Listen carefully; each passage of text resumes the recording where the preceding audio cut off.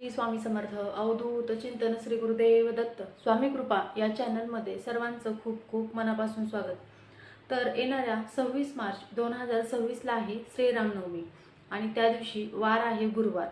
त्याच दिवशी चैत्र नवरात्रीचे सुद्धा संपन्न होत आहे आणि या दोन्ही शुभ मुहूर्तावर आपल्याला प्रभू श्रीरामांचा जन्मकाळ सुद्धा आपल्याला साजरा करायचा आहे। त्याचप्रमाणे प्रभू श्रीरामांना आवडते 2 नैवेद्य अर्पण करायचे आहेत।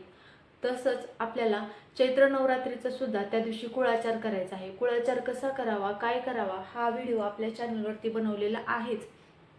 पण आता प्रभू श्रीरामांना 2 नैवेद्य अर्पण करायचे आहेत या दिवशी आणि त्या नैवेद्यांना खूप मान दिला जातो आणि ज्यावेळेस आपण ते 2 नैवेद्य अर्पण कराल त्यावेळेस प्रभू श्रीरामांची नक्कीच कृपा प्रत्येक सेवेकऱ्यावरती झाल्याशिवाय राहणार नाही। तर बघा, व्हिडिओ शेवटपर्यंत नक्की बघा आणि सर्वांना पुन्हा एकदा श्री स्वामी समर्थ। तर बघा, आता आपल्याला या दिवशी काय करायचं आहे, तर या दिवशी सकाळी लवकर उठून सुशीर्भूत होऊन आपल्याला प्रभू श्रीरामांची तर आपल्याला पूजा करायचीच आहे। पण त्यांची ज्यावेळेस षोडशोपचार पूजा वगैरे झाल्याच्या नंतर आपल्याला त्यांचा जन्मकाळ सुद्धा साजरा करायचा आहे। ज्यावेळेस आपण त्यांना फुलं अर्पण करायचे आहेत। प्रभू श्रीराम हे सुद्धा एक विष्णू स्वरूप मानले जातात, ते एक मर्यादा पुरुषोत्तम सुद्धा मानले जातात। तर आपल्याला या दिवशी त्यांचा जन्मकाळ साजरा करून झाल्याच्या नंतर त्यांना बरेच ठिकाणी वेगवेगळ्या पद्धतीने साजरा केला जातो। तुम्हाला जसं शक्य होईल, मंदिरात जाणं शक्य झालं ठीक नसेल तर तुम्ही घरी मूर्ती असेल तरी त्यावरती पंचामृताने अभिषेक वगैरे करून त्यांना पिवळं चंदन अर्पण करून पिवळी फुले व्हायची।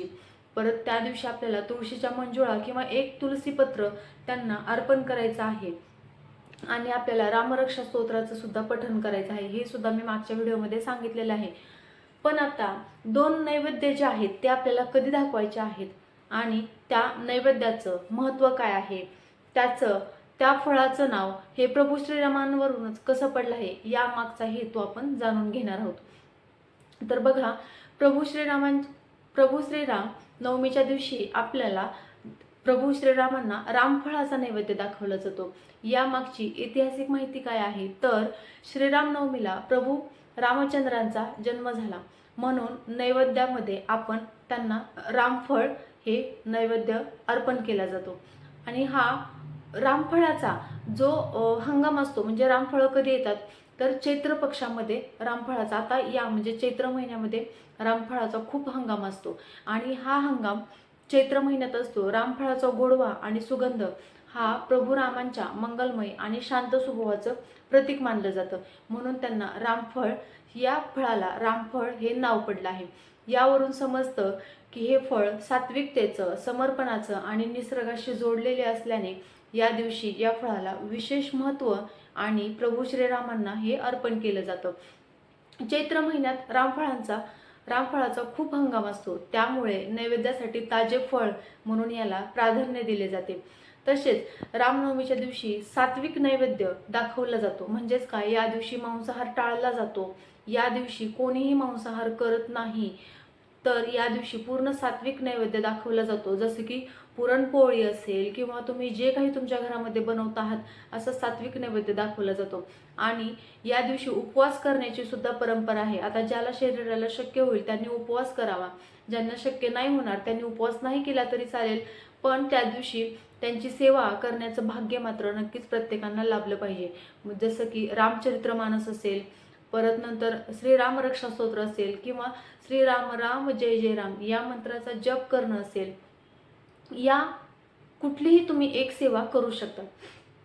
आता रामफळाचा गोडवा, हा रामनवमीच्या दिवशी उपवास करण्याची तर परंपरा आहेच, पण त्यामुळे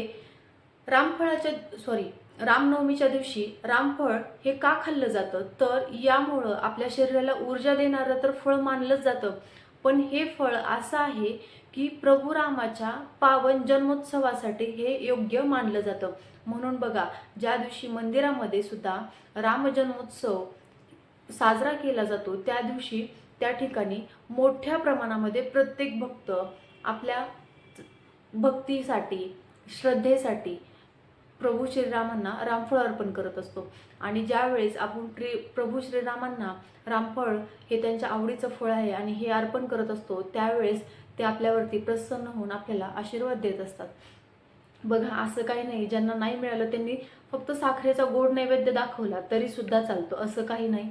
पण आता सहसा त्या फळाचा हंगाम आहे आणि हे बाजारामध्ये कुठेही अवेलेबल आहे. तुम्ही एक जरी घेऊन मंदिरामध्ये प्रभू श्रीरामांना अर्पण केलं आणि ते तुम्ही अर्पण करून ते तुम्ही घरी घेऊन सगळ्यांना वाटून जरी तुम्ही घरात प्रसाद म्हणून खाल्लं ना, तरी सुद्धा खूपच छान आहे. त्यामुळे तुम्ही असं पण करू शकता. रामफळ हे प्रभू श्रीरामाला प्रिय असल्याने रामनवमीच्या पवित्र दिवशी ते नैवेद्यात अर्पण करून त्यांचा म्हणजेच प्रभू श्रीरामांचा आशीर्वाद घेतला जातो. आता बघा, रामफळाचं महत्त्व काय आहे? फक्त ते एक सात्विक आहे, त्याचे सात्विक आहे म्हणून ते प्रभू श्रीरामांना आवडतं का? तर नाही.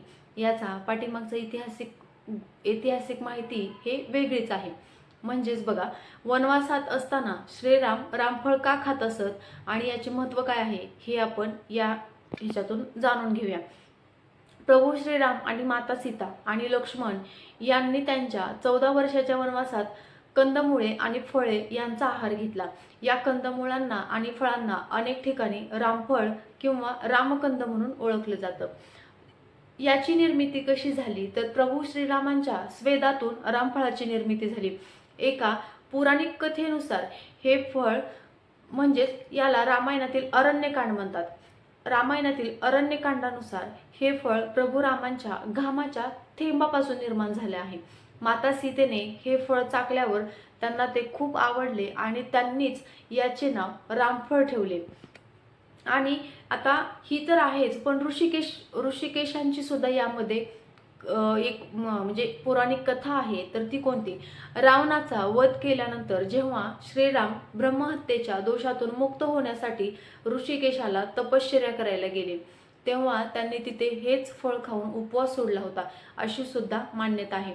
आता हे फळ आरोग्यासाठी सुद्धा तितकंच महत्त्वाचं आहे. आरोग्यासाठी सुद्धा याचे सायंटिफिकली खूप गुणकारी मानलं जातं. तर म्हणजेच रामफळ वनवासात फिरताना शरीराला उष्णता कमी करण्यासाठी आपल्या शरीरामध्ये आता प्रचंड प्रमाणामध्ये उन्हाळा आहे आणि याचा प्रत्येकाला खूप त्रास होत आहे. तर असं म्हटलं जातं की उन्हाळ्यामध्ये रामफळ खाल्ल्यामुळं आपल्या शरीरातील उष्णता कमी होते आणि आता उन्हाळ्यामध्ये पाणी सुद्धा जास्त प्यावंसं वाटतं.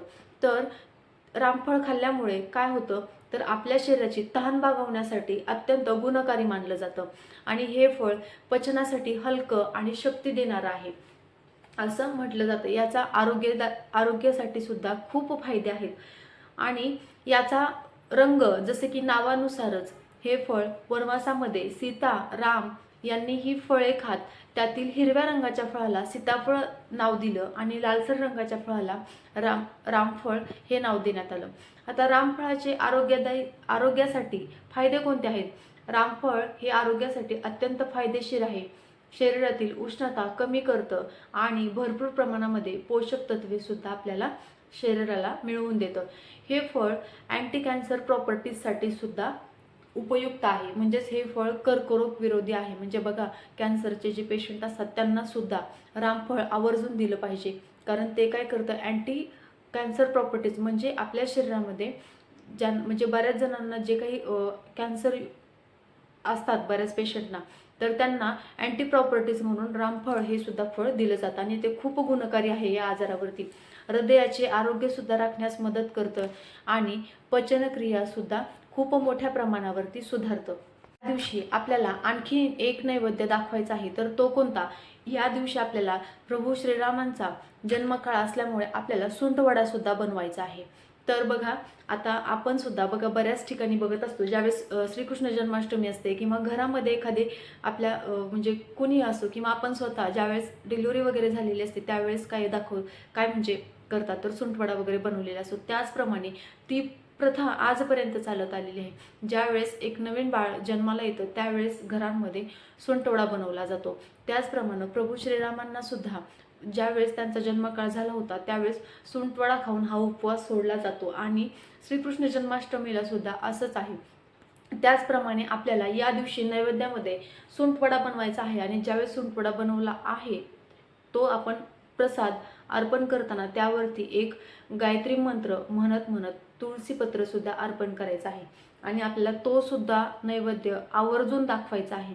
कारण त्या दिवशी प्रभू श्रीरामांचा जन्मकाळ आहे आणि सुंटवड्याशिवाय ही पूजा अपूर्ण आहे असं सुद्धा म्हटलं जातं. कारण याचा खूप महत्त्वाचा भाग आहे. सुंटवडा या पूजेचा खूप महत्त्वाचा भाग आहे. त्यामुळे आपल्याला सुंटवडा या दिवशी बनवायचाच आहे.